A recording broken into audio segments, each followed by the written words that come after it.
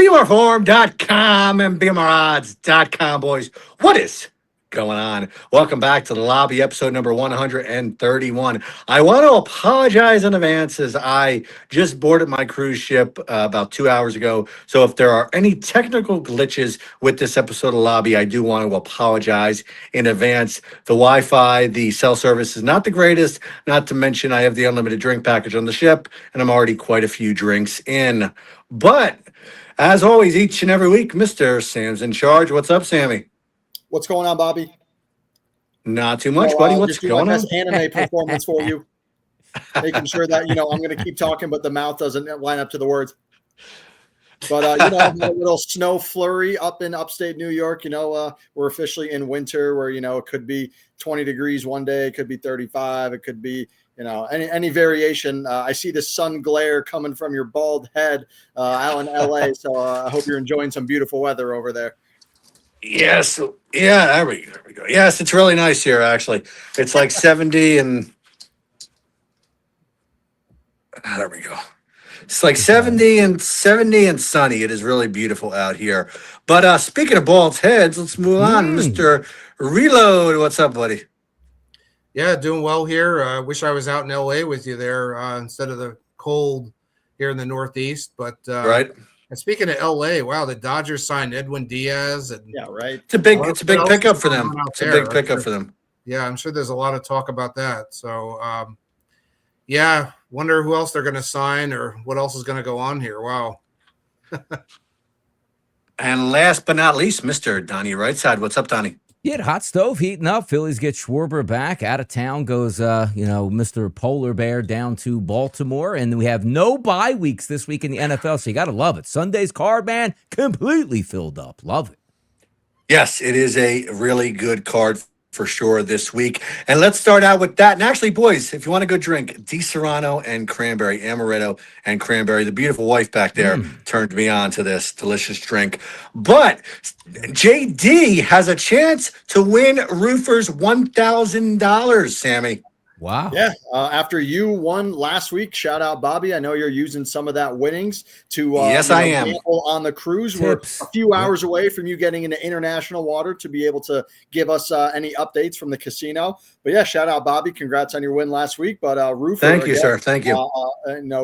Giving some Christmas joy out to some posters. Mr. JDS is on board. 10 picks, go 6-4, win $1,000. He's on a rough start, 1-2, but he's got 4 picks for football. So we got 3 picks down, 4 pending, and 3 to go as far as any variation in the week. So he's got to go 5-2 for the remaining 6 plays to get $1,000. If not, Roofer will potentially go to the next poster, whoever he chooses. So it's an awesome contest.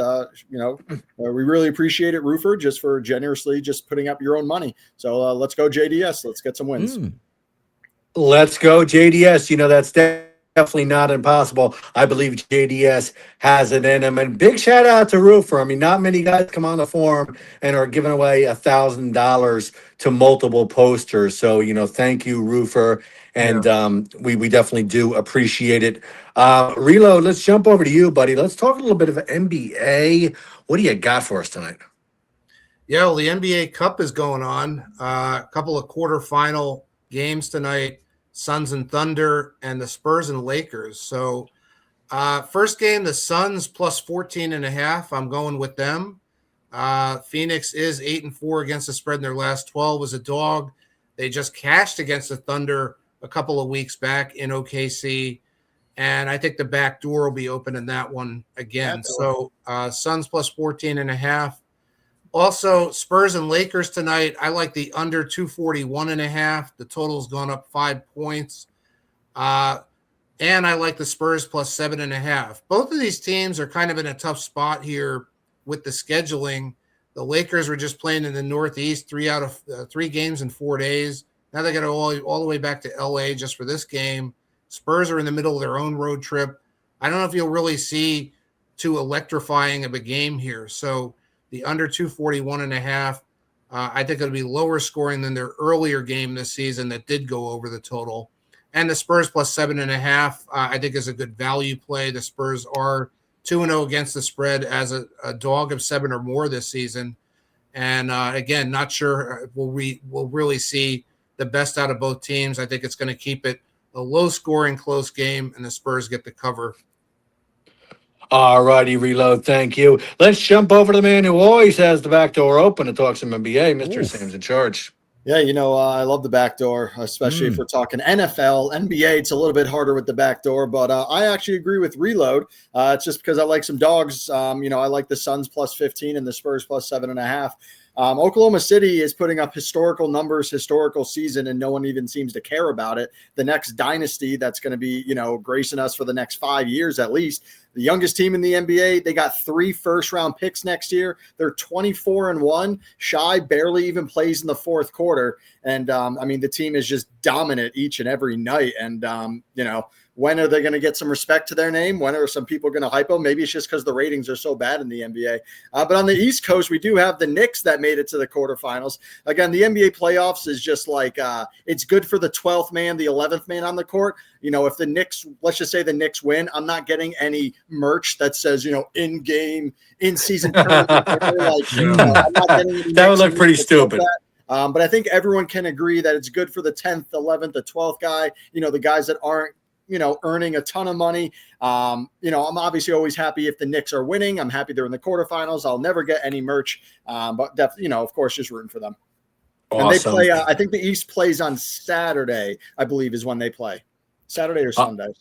All righty, Sam. Thank you. Last but not least, Donnie, what do you got in the NBA for us tonight? Yeah, take a look at only 2 games tonight, so it's hard to sort of gather that board up and say which way you're going to fade. Picked up a win on the Knicks easily over Toronto in the previous Cup game, but 2 more Cup games tonight. I tend to say under the total. I look at that San Antonio Spurs-Lakers game. Look at the opening lines at -3.5. They ballooned to 7.5, so you probably would come back in on the Spurs, but also the total. 235s are up to 241.5. So I'll go under in that Spurs-Lakers game. Hey, if they get 250, then so be it at that point, but I don't think that's going to happen. And in game number 1, Phoenix and Oklahoma City, I'll do the same thing, go under 223.5. Just playing on this game might be a little bit more meaningful than a regular season game to find your way into those Cup finals. So I'll go unders tonight.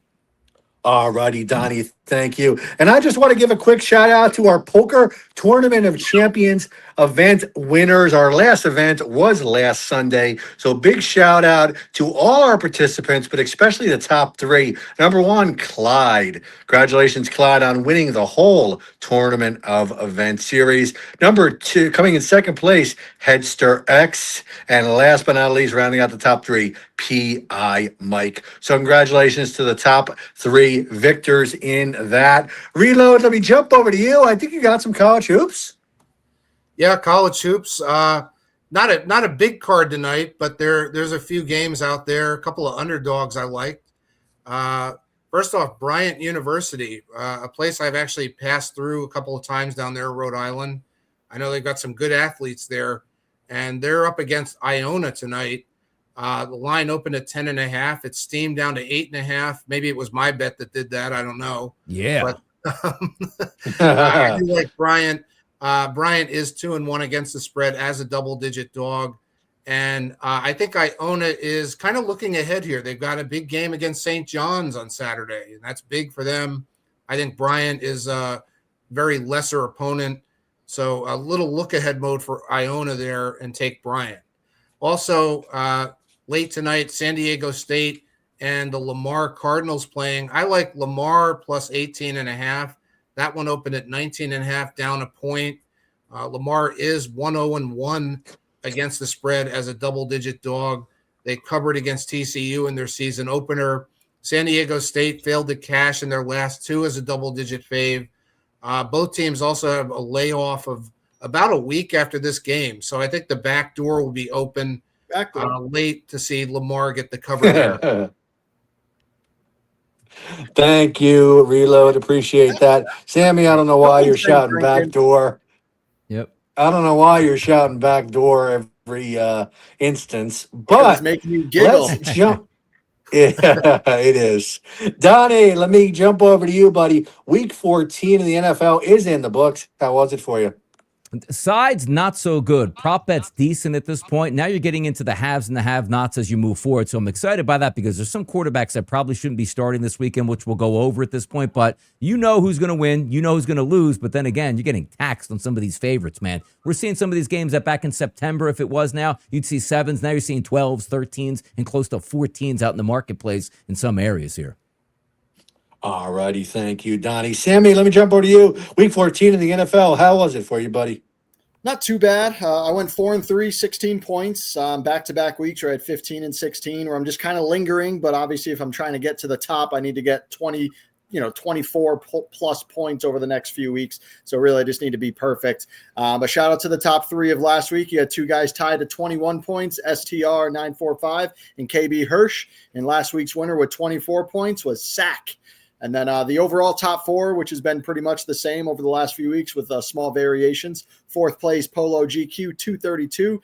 JR Groom, 234. Mike, 1234, 239. And the leader for the last at least month, try with 11-point lead at 250. I know that lead is dwindling. I know it has been like 18, 15. Now we're at 11. So the lead is dwindling, but try, very consistent. We're down to 4 weeks. Anyone that's playing fantasy football, I personally, we're into the fantasy playoffs. I made 3 out of my 4 fantasy playoffs. So hoping obviously to make the semis and then obviously make the finals, take down some money, take down some titles. I am in my work league playoffs, which is the most important because that's obviously where we talk the most shit.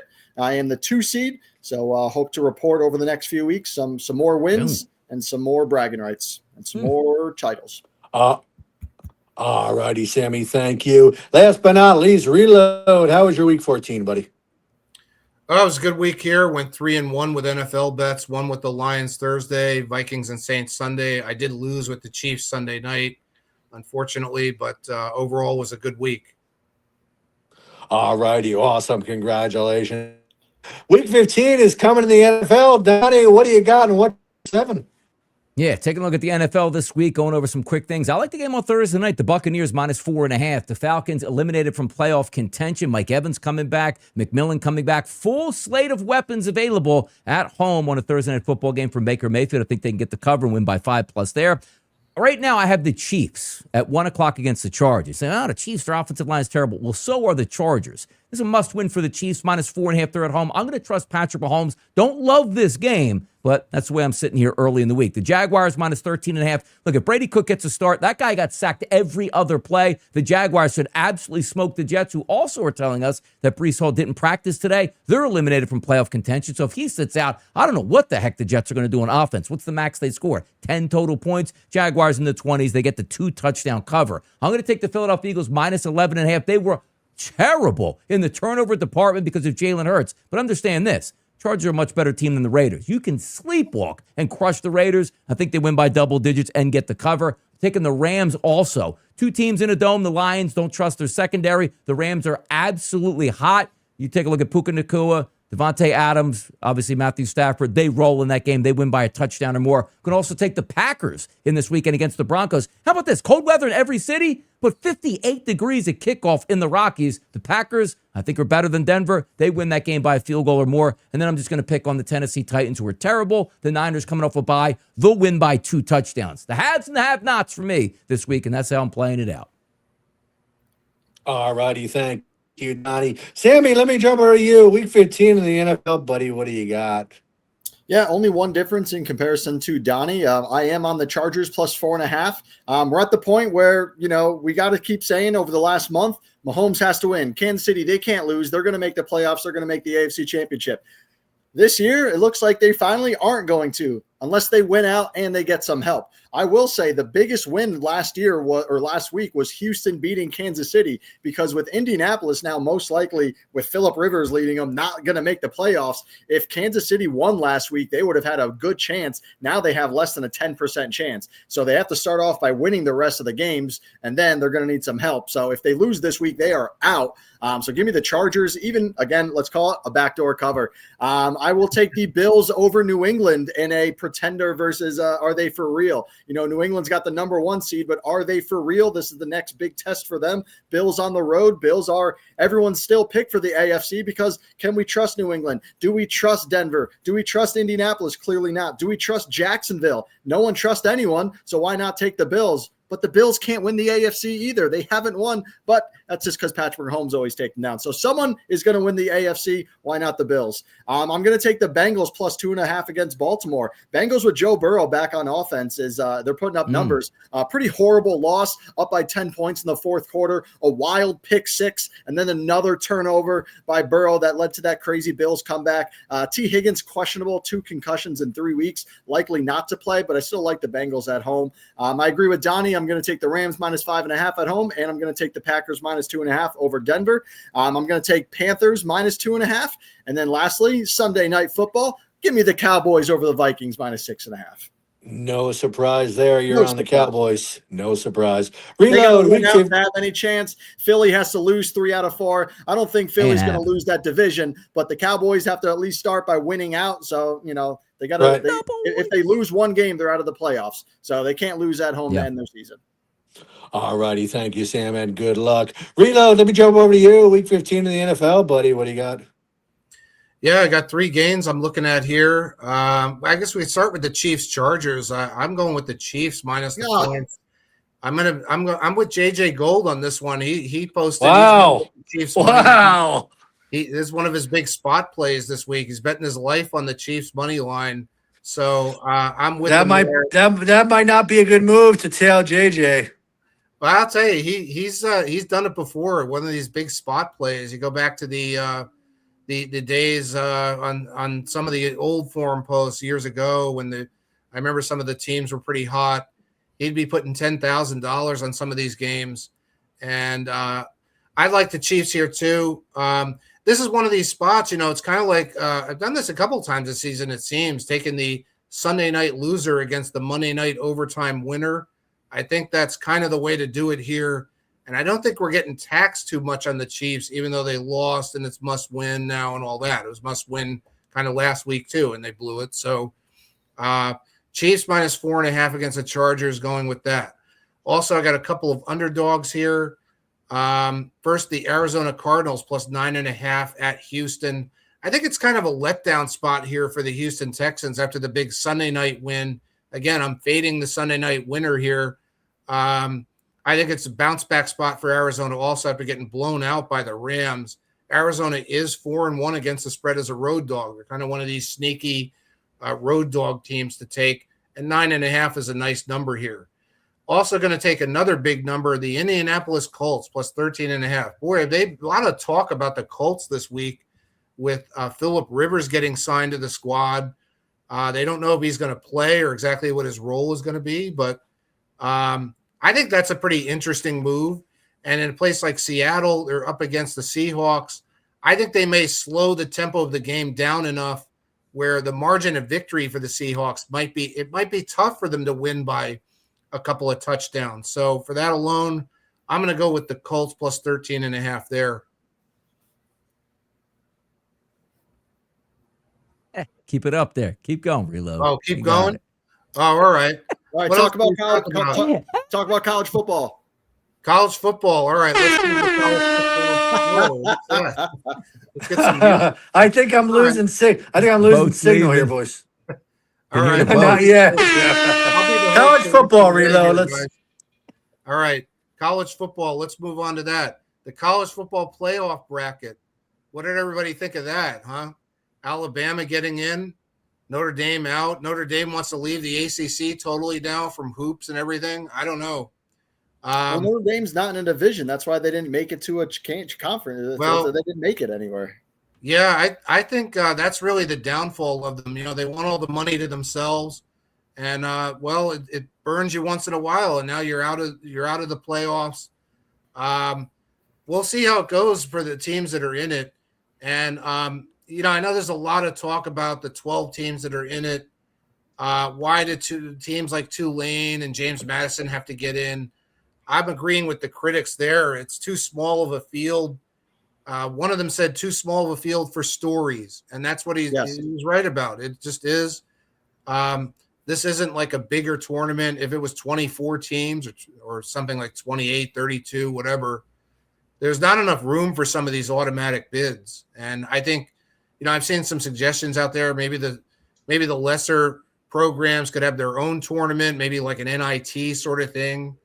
If they don't get into the big one, the big dance, who knows? But yeah, they need some changes to this whole format. And as far as the bracketing goes itself, I kind of I've been looking at Ohio State's path, and I think they can get to the finals and even win.